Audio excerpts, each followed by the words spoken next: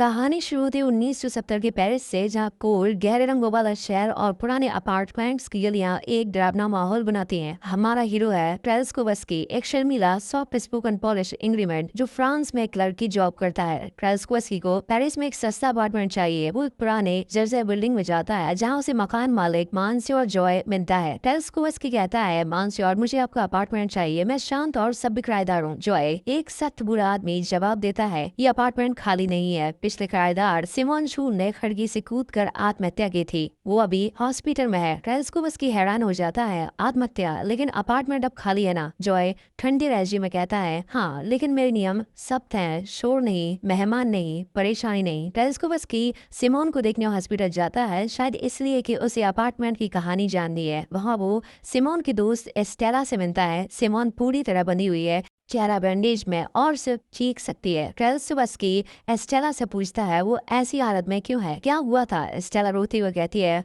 मुझे नहीं पता। सिमोन खुश थी, लेकिन उसने खुद को खिड़की से फेंक दिया। ट्रेल्स्कोवस्की को अजीब लगता है, लेकिन वो अपार्टमेंट दे लेता है। ट्रेल्स्कोवस्की अपार्टमेंट में शिफ्ट हो जाता है। जगह डरावनी है, दीवारें पुरानी, फर्नीचर टूटा फूटा और सिमोन की चीखें अभी भी वहाँ बिख रही है। अभी सुबह वो पास के कैफे में जाता है, वहाँ वेटर उससे कहता है, आपको सिगरेट चाहिए? सिमोन को यही ब्रांड पसंद था। ट्रेल्स्कोवस्की हैरान होकर कहता है, आपको कैसे पता कि मैं उस अपार्टमेंट में रहता हूँ? वेटर मुस्कुराता है, पेरिस छोटा शहर है। ट्रेल्स्कोवस्की को बिल्डिंग के बाकी किराएदार अजीब लगते हैं, वो हर वक्त उस पर नजर रखते हैं। एक रात वो म्यूजिक सुन रहा होता है, तभी मान्य और जोएद दरवाजा पीटता है, शोर बंद करो, नियम तोड़ोगे तो बाहर निकाल दूंगा। ट्रेल्स्कोवस्की माफी मांगता है, सॉरी मैंने तो धीमा कर रखा था, लेकिन उसे लगता है कि बिल्डिंग के लोग उसे जानबूझकर तंग कर रहे हैं। एक दिन वो बाथरूम में जाता है और खिड़की से देखता ही सामने की बिल्डिंग में कोई उसे घूर रहा है। वो चिल्लाता है, क्या देख रहे हो? लेकिन कोई जवाब नहीं देता और सिमोन की यादें उसे परेशान कर रही हैं। अब कहानी और डरावनी होने वाली है। ट्रेल्स्कोवस्की की जिंदगी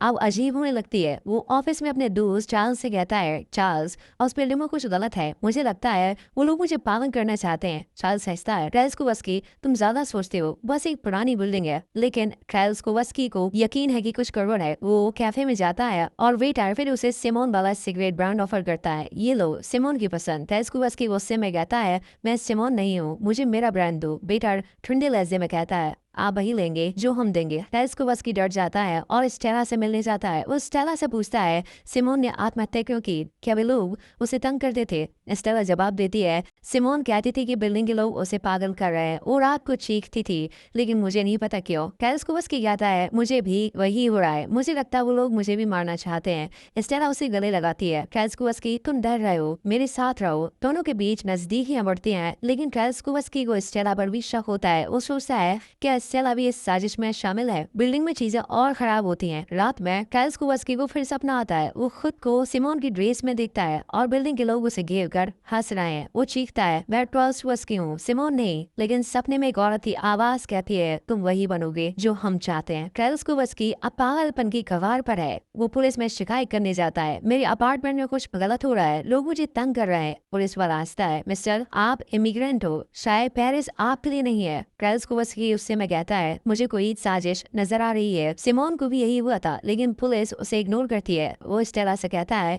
मुझे लगता है ये बिल्डिंग मुझे सिमोन बनाना चाहती है। क्या मैं पागल हो रहा हूँ? स्टेला जवाब देती है, ट्रेल्स्कोवस्की तुम तनाव में हो, मेरे साथ कहीं और चलो। लेकिन ट्रेल्स्कोवस्की मना कर देता है, नहीं मुझे सच ढूंढना है। सिमोन के साथ क्या हुआ था? क्या बिल्डिंग के लोग सचमुच ट्रेल्स्कोवस्की को पागल कर रहे थे, या ये सब उसके दिमाग का वहम है? ट्रेल्स्कोवस्की का दिमाग हिल चुका है, उसे लगता है कि बिल्डिंग के लोग उसे सिमोन शूल बनाकर मारना चाहते हैं। अब कहानी अपने डरावने क्लाइमैक्स की ओर बढ़ रही है। ट्रेल्स्कोवस्की अब पूरी तरह डर और शक में डूबा हुआ है। वो अपार्टमेंट में सिमोन की ड्रेस और मेकअप पाता है। वो स्टेला से मिलता है और कहता है, स्टेला मुझे लगता है लोग मुझे सिमोन की तरह बनाना चाहते हैं, ये ड्रेस, ये मेकअप, ये सब सिमोन का है। स्टेला चिंतित होकर कहती है, ट्रेल्स्कोवस्की तुम बीमार हो, डॉक्टर के पास चलो। लेकिन ट्रेल्स्कोवस्की चिल्लाता है, नहीं तुम ही उनके साथ हो ना, तुम ही मुझे पागल करना चाहती हो। वो स्टेला को छोड़कर अपार्टमेंट लौटता है। भाव से एक रात बुखार में सपना आता है, बिल्डिंग के लोग एक थिएटर में बैठे हैं और वो सिमोन की तरह स्टेज पर खड़ा है। वो चीखता है, मैं ट्रेल्स्कोवस्की हूँ, लेकिन लोग हंसते हैं, सिमोन सिमोन। ट्रेल्स्कोवस्की अब सिमोन की तरह व्यवहार करने लगता है। वो रात को